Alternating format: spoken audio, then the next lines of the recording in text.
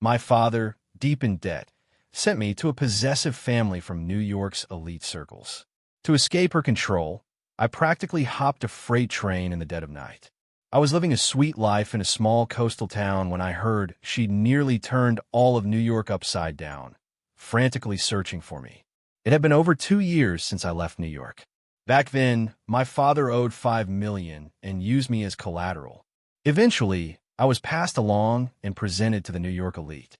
Khloe was the one calling the shots in the Harrison family, a real power player in those circles.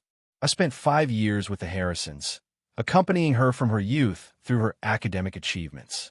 Even though she always called me Nine, to me it was about repaying a debt. I considered myself a servant of the Harrison family. That year, I made $20 million writing novels. After wiring Khloe $15 million, I snapped my bank card and canceled my phone number. With just a few simple clothes and the remaining $5 million, I took the opportunity while the Harrisons were busy with an arranged matchmaking session, left the Harrison household, and gained my freedom. I changed my name from Ethan Nine to Ethan Rivers. I hid away in a seaside county town and opened a bed and breakfast by the ocean.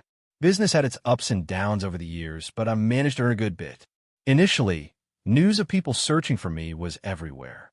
I figured since I'd paid back the Harrison family's money, Khloe probably just missed my years of companionship and wanted an explanation, and she'd stopped looking after a while. Recently, the search effort from New York seemed to have died down. I reckon Khloe must have forgotten about me by then. I finally breathed a sigh of relief. It was time for me to get a job and socialize. I couldn't just live off my savings. Plus, I wanted to go home and see my family. I took a train for a day and a night back to my birthplace. A little asking around, and I found my parents' place. They were doing well locally, quite well known, so they weren't hard to find. People nearby said their youngest son had found a good family in New York. That family looked after them well, so local influential figures didn't dare offend them. They gained many conveniences. My 5 older brothers had all gone to school and found jobs. My 3 older sisters, however, had married early, and some were still living at home even after getting married. That day, my parents went out shopping, and I pretended to look around while following them. Hearing their conversation, I didn't know whether to laugh or cry. Where the hell did that darn kid run off to? Why couldn't he just stay with the Harrisons? Running around like that.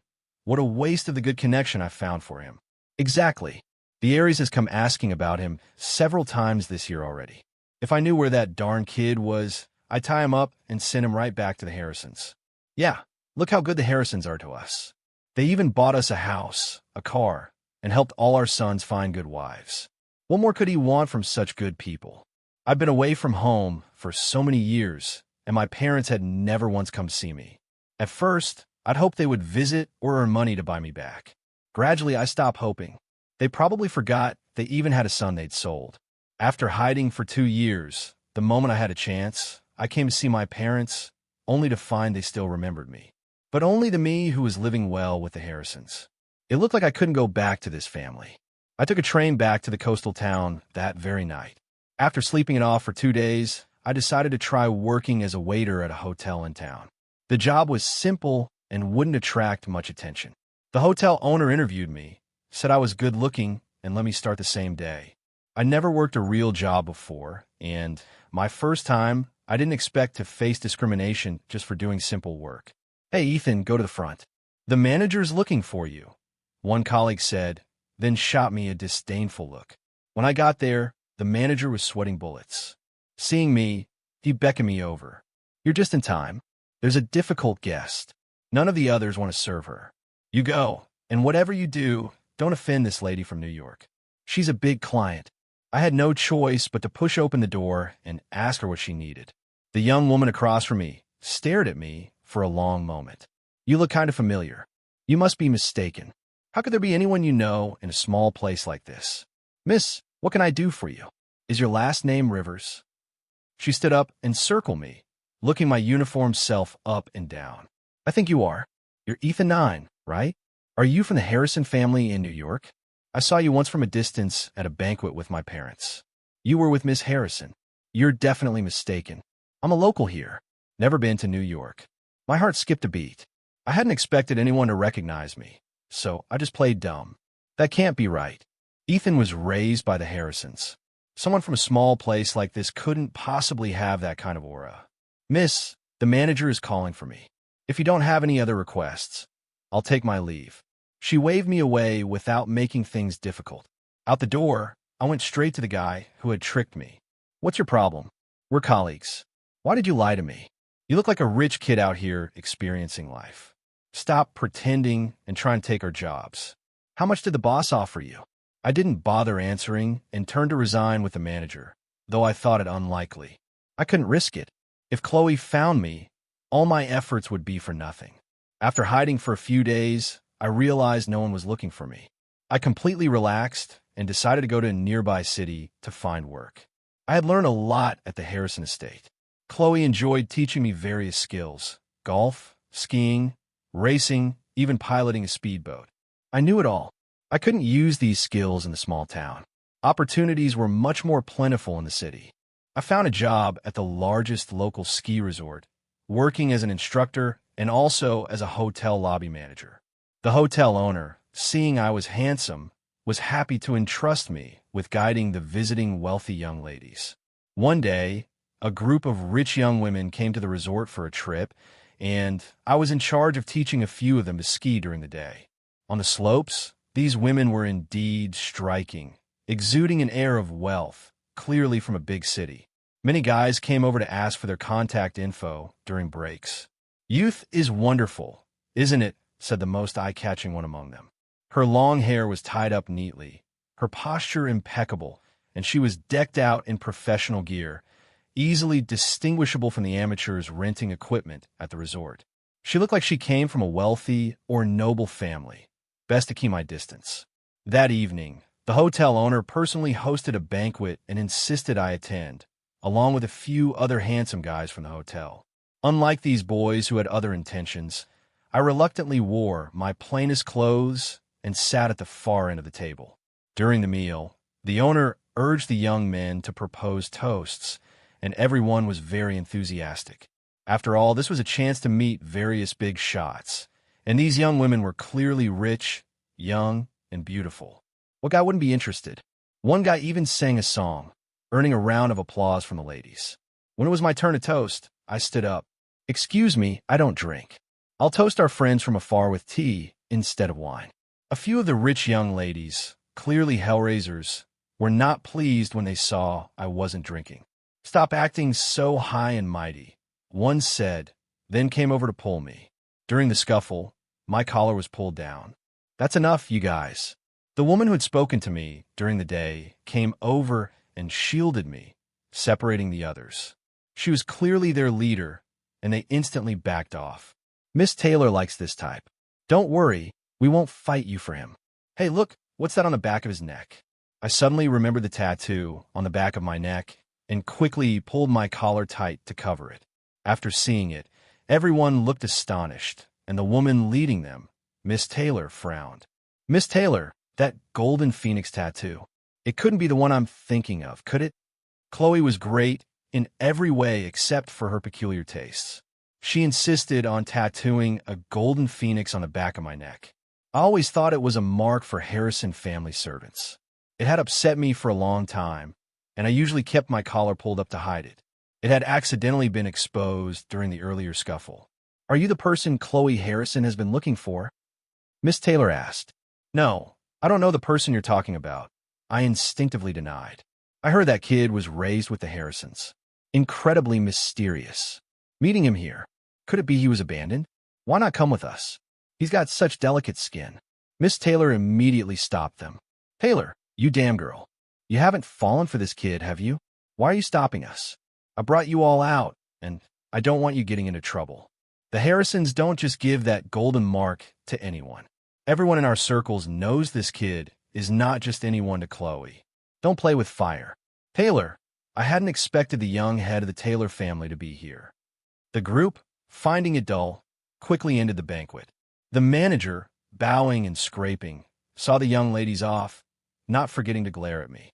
I walked up to Taylor. "Thank you for helping me out, Miss Taylor. Please keep this a secret from me, though there might not be much to keep secret." Miss Taylor nodded, looked into the distance, and sighed. You've been hiding here. Do you need my help? No, thank you. I'm doing quite well. Taylor seemed to think I misunderstood her. She wasn't offering money, but asking if I'd be in trouble if found. I, however, felt the Harrisons had long given up on me. A few days later, the young ladies returned to New York, and I was fine. My heart was finally at ease. The ski resort owner didn't care about status. He felt I had offended some rich kids and made them unhappy, so he made my life difficult every day. One day, the owner announced that a VIP from New York had booked the entire ski resort for the next day, and it would be temporarily closed. I felt a bit uneasy and quickly asked the owner for leave, deciding to hide at home. When I woke up in the morning, I had a feeling that a storm was coming, and the intuition to pack my bags and go back to the small town for a few days grew stronger.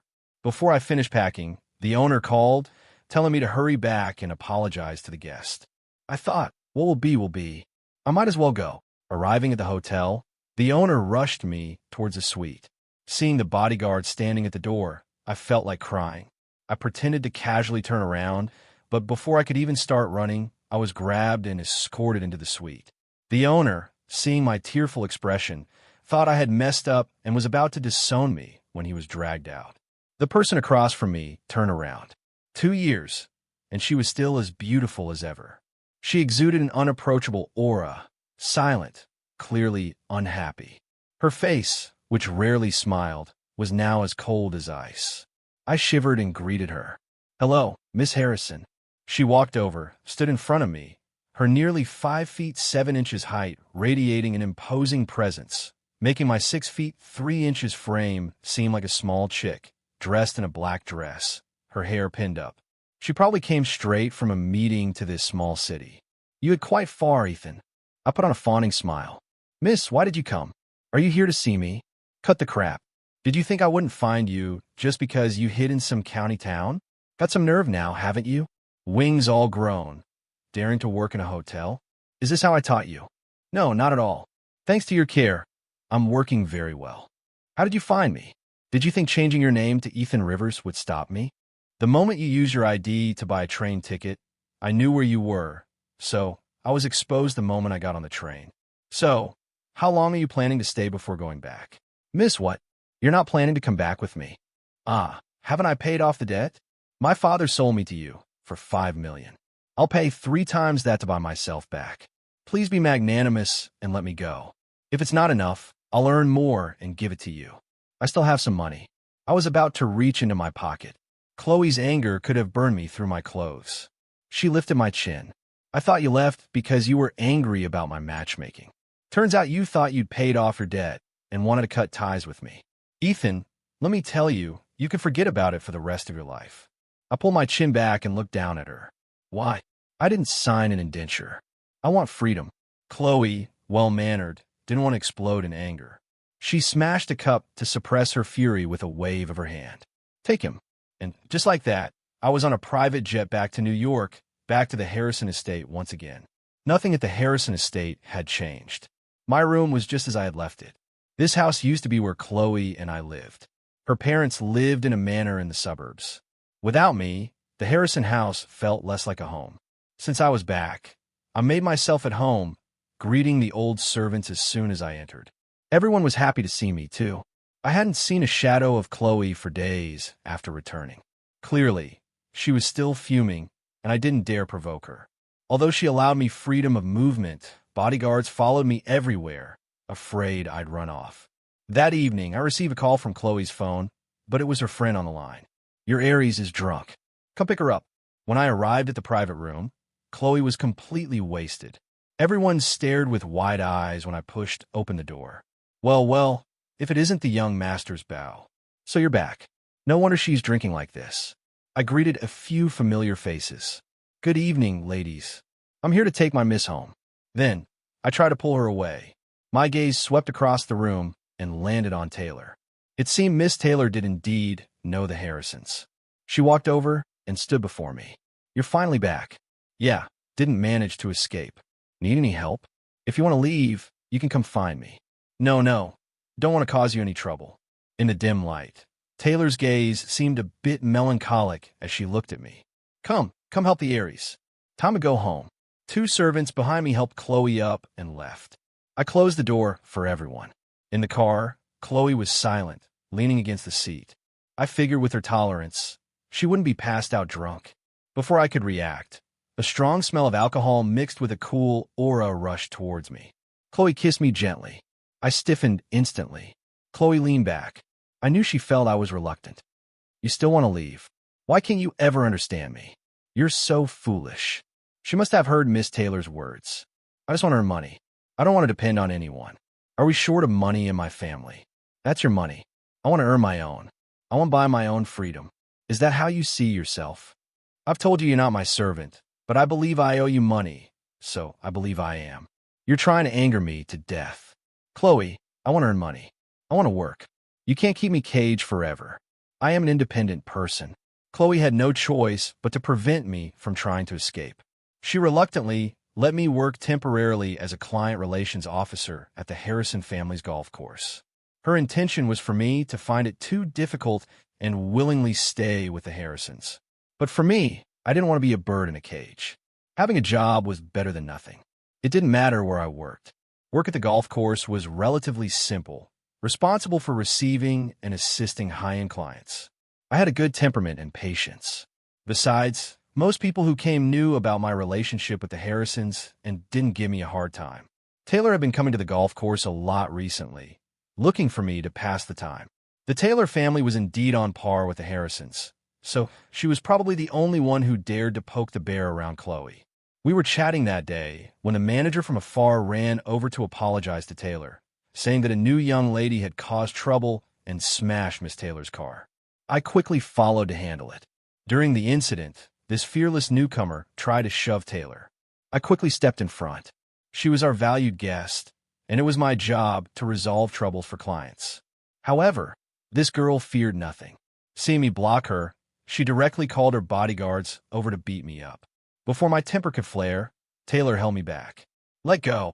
Khloe arrived with a group of people to resolve the situation, issued an expulsion order to get rid of this troublemaker, and told the manager to blacklist her from ever being served again. This was the first time Taylor, Khloe, and I faced each other together. The atmosphere felt a bit off. He's my person, Miss Taylor, Khloe said, looking at me, her brow furrowed. He's a free man, Miss Harrison. He has the right to choose. Choice? Didn't you see the tattoo on his neck? Others might not understand, but you do. I touched my neck. What did this tattoo mean? I'd have to secretly ask Taylor someday. She seemed to know. I don't mind, and I'm not afraid of you. I quickly cut short the gunpowder-filled conversation, thanking Miss Taylor for her help, and pulled Khloe away. When I looked back at Taylor, her expression seemed a bit dejected. As Khloe was being pulled away by me, she asked, "Were you hiding in that city for her? Are you crazy? We're just friends. I didn't even know her before." Back home, I felt I needed to explain a few things. Miss Harrison, you don't need to look at me like that. If I were to marry, I'd find an ordinary girl from a small town, not someone from your circles. Later, when you feel I've paid enough, I'll find a good family and get married. Khloe, seething with anger, left me and stormed off, kicking the room door on her way out. Every time I angered her, I didn't feel happy, but I was just stubbornly unwilling to make her happy. I genuinely felt I should live an ordinary life.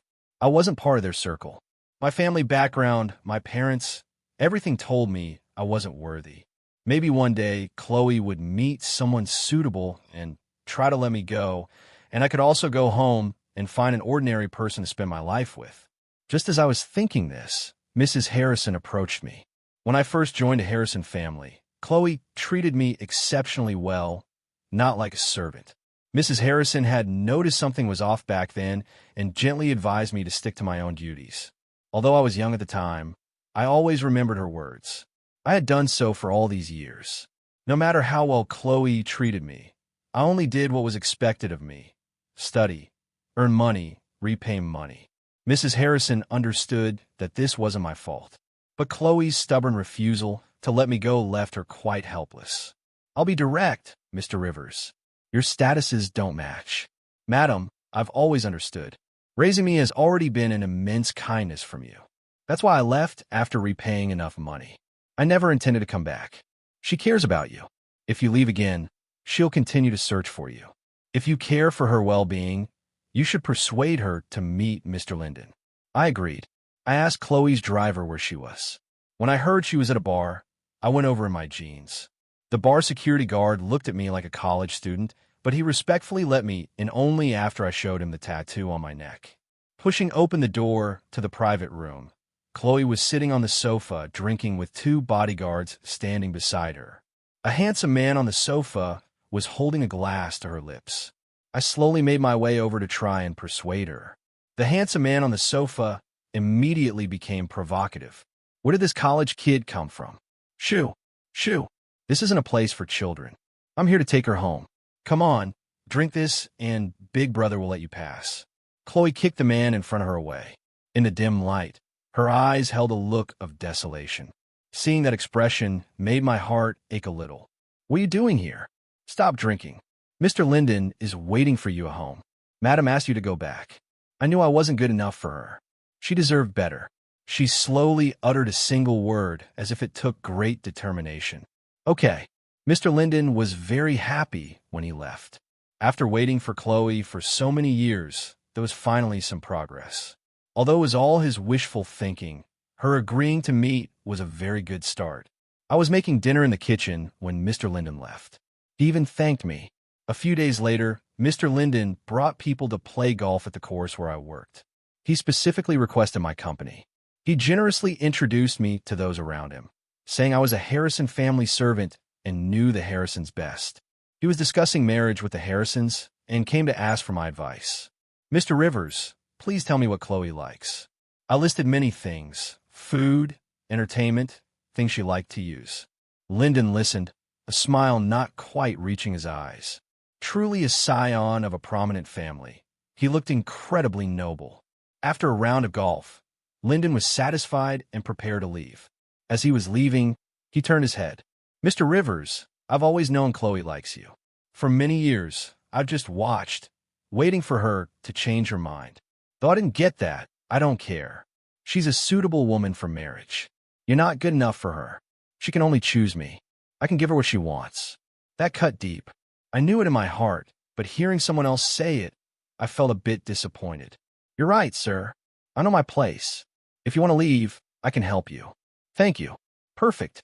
I needed to give them some space. I also wanted to check on my B&B. This place hadn't been exposed yet. Khloe shouldn't be able to find it. Helping him find a good husband for her. I should have cleared my debt by now, right? Linden arranged a private jet for me. This time she wouldn't be able to track my movements.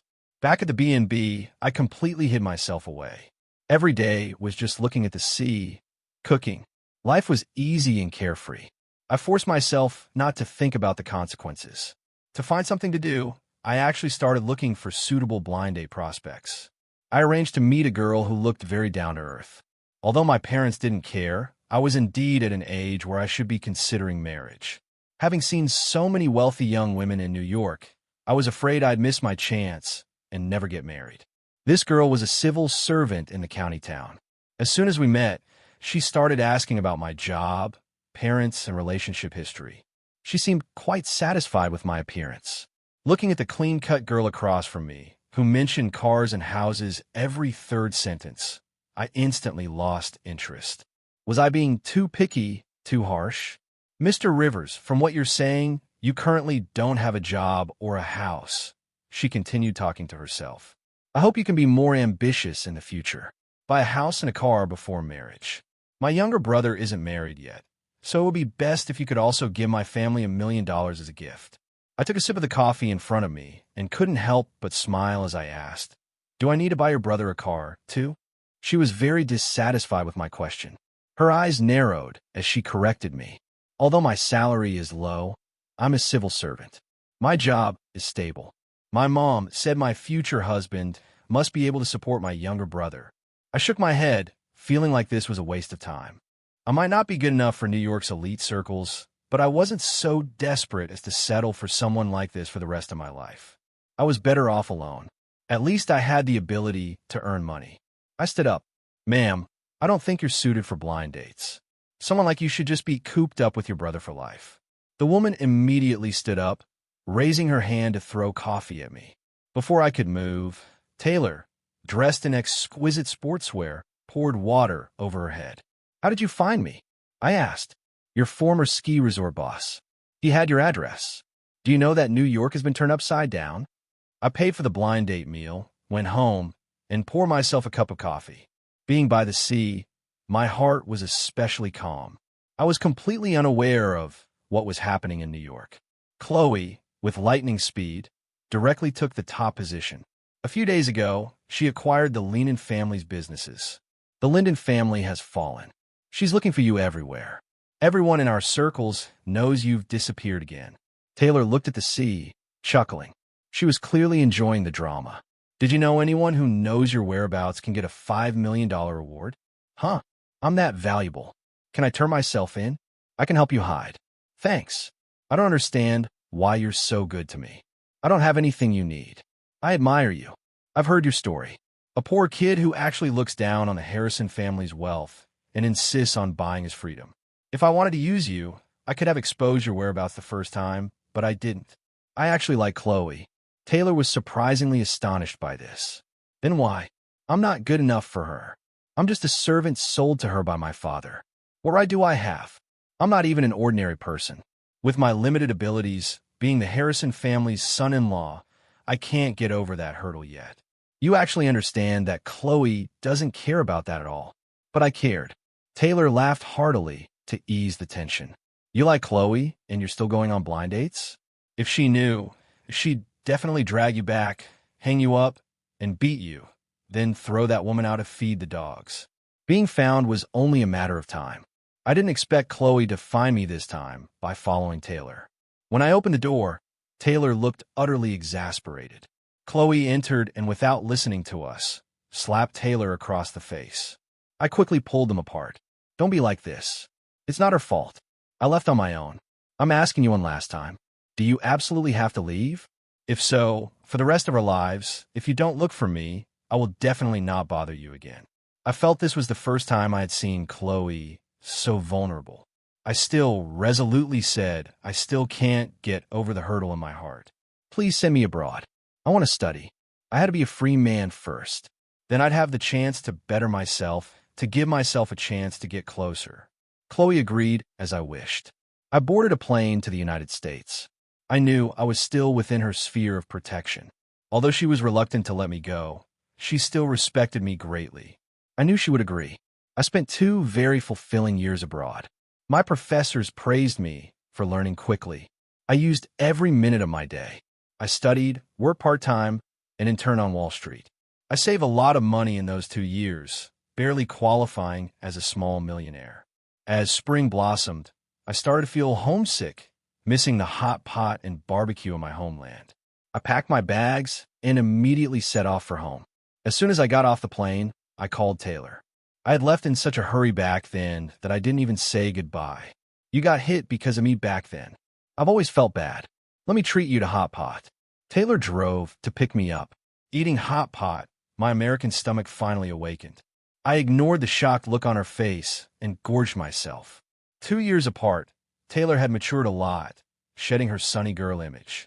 Her sophisticated appearance would surely deter strangers from approaching. These past few years, Khloe has been acquiring businesses everywhere. Everyone in New York's elite circles is on edge. She can make the whole city tremble with a word. Hurry up and eat. It's delicious. Harrison is almost 30 and still not married. All the young masters from prominent families are going crazy trying to win her over. You're really not worried at all, are you? What's mine will be mine. What's not won't be. Worrying is useless. Oh, by the way, since I'm talking to you, I've always had a question. Could you tell me what the tattoo on my neck means? I thought you knew. It means she recognizes you as her person. In these circles, as long as someone isn't stupid, they normally wouldn't mess with you. It's a form of protection. So that's what it was. If I'm not mistaken, in her lifetime, she would probably only give it to one person. All right, quite romantic. People abroad also stared at this tattoo. I always thought it was a mark of servitude. What about you? Are you doing well? I never apologized for getting you hit last time. Who needs your apology? I'm doing pretty well, too. Although, I don't have a boyfriend either. Well, I couldn't help her with that. Tonight, the Harrison family was hosting a cocktail party. I asked Taylor to get me in. I sat in a corner watching the people at the party. I knew more than half of them. Since our student days, Khloe would always bring me to banquets. Most of my life's memories were inseparable from her. In my memory, she would generously introduce me to others, and I always wondered why a servant was worth introducing. Gradually, her friend around her would tease that I was her prince consort, and she never explained. Although I was sold to her by my father, we went to school together, studied together, got into trouble together, and laughed together. She would buy me things to make me smile. She would even celebrate my birthday. These were things my own parents had never done for me. She was like a friend and an elder. For all those years at the Harrison estate, she had been looking after my parents, and I knew nothing about it. Though she had a bad temper, she rarely got angry with me. When she really couldn't stand it, she would just tap my head. Tough on the outside, soft on the inside. I watched her holding a wine glass, mingling. Some men looked at her with admiration, mustering the courage to talk to her. She politely declined. Those men would then walk back to their seats dejectedly, and other men would try their luck. I kept staring at her until her eyes met mine. It had only been 2 years abroad, but it felt like half a century. She strode through the crowd and finally stopped in front of me. "Why are you back?" I smiled happily, showing her a big, toothy grin. Everyone around us stopped what they were doing and looked at us. "I got tired, so I came back." "Are you leaving again?" "Not anymore." She finally let down her guard and threw herself into my arms. During those 2 years abroad, I slowly developed different thoughts. Everyone is born equal. No one is superior to another. Besides, I myself was now a small millionaire. I should be brave and pursue the person I'd liked since my youth. This time, I rented my own place and didn't move back into the Harrison estate. A few days later, Mrs. Harrison found me again. "It's good that you're back." 2 years apart, and her face actually had some wrinkles. In my memory, she had always been a magnificent and well-maintained woman. She wasn't actually very close to Khloe and rarely managed her. Unexpectedly, even such a lady had softened quite a bit now. For so many years, my daughter wouldn't see any man. If this continues, I'll start suspecting she's planning to get married off. It was my fault back then, insisting on separating you two. You are her emotional anchor. She can't be without you. I talked to her father. He actually always liked you. I won't interfere anymore. You two should live a good life together from now on. I actually got approval, just like that. I had even thought there would be a scene where the madam would throw $1 million at me to leave her daughter. I had it all planned out in my head. $1 million wouldn't be enough to make me agree. After I saw Mrs. Harrison out, Khloe arrived shortly after. "What did my mom say to you?" She seemed a bit nervous. "Nothing much. As long as it's nothing, I was afraid you'd just leave again like last time." "I'm not leaving. I'm staying to be with you." During the time we were discussing marriage, Khloe specially brought my family over from my hometown. Except for 2 brothers who were working, everyone else came. Seeing them, I felt like a stranger. After all, I was sent away at a young age, and there wasn't much family affection. Khloe also wanted my family to witness my wedding, and I was grateful to her for that. When my parents came, I arranged a hotel for them, but they insisted on staying at the Harrison mansion. Khloe complied with all their requests. "Oh my, look at this. Ethan really has a way. He'll be living in such a big house in the future." They showed no shame for selling me back then. Instead, they reveled in the Harrison family's comforts, as if selling me was for my own good, sending me into a lap of luxury. "Ethan, we came this time because we have something to discuss with you. Look, some of your brother's jobs aren't very good. How about you see if you can arrange something for them? After all, you'll be the head of the Harrison family in the future." "Yeah, Ethan, our house is pathetically small. There's no room for the grandchildren. Your sister's married poorly and are still mooching off us. I heard you made a lot of money. Help subsidize the household a bit." Ethan, there wasn't a hint of concern for me in my parents' eyes. Only calculation. "I was sold into the Harrison family by you back then. Have you lost your memories? How can you still make so many demands on me? This is the Harrison family. Do you think this is a wet market where you can ask for this and that?" For so many years, if they had even sent me a letter to ask how I was, I wouldn't be this angry. Hey, you can't say that, Ethan. It's fate that you and Miss Harrison are together. Otherwise, how could we be related to the Harrison family? This is all thanks to your father losing money. Otherwise, you wouldn't have gotten in. You might have ended up marrying a farmer like your brothers. So, I should thank you for selling me at such a young age. Khloe came over and stood between us. For so many years, I had actually longed for family affection. She understood me, but my parents were not worthy of my longing at all. Uncle, Annie, please make yourselves comfortable here during this time. If you need anything, just tell the servants. Yes, all right. Thank you, daughter-in-law. They're your parents after all. Let the past be the past. Only by letting go of this emotional burden can you live happily. I was unfortunate, sold and passed around at a young age, my heart full of darkness. But I was also fortunate to have met Khloe, who healed my unfortunate childhood. After marrying Khloe, I have always taken patient care of her, never letting her do any heavy work, nor have I ever spoken a harsh word to her.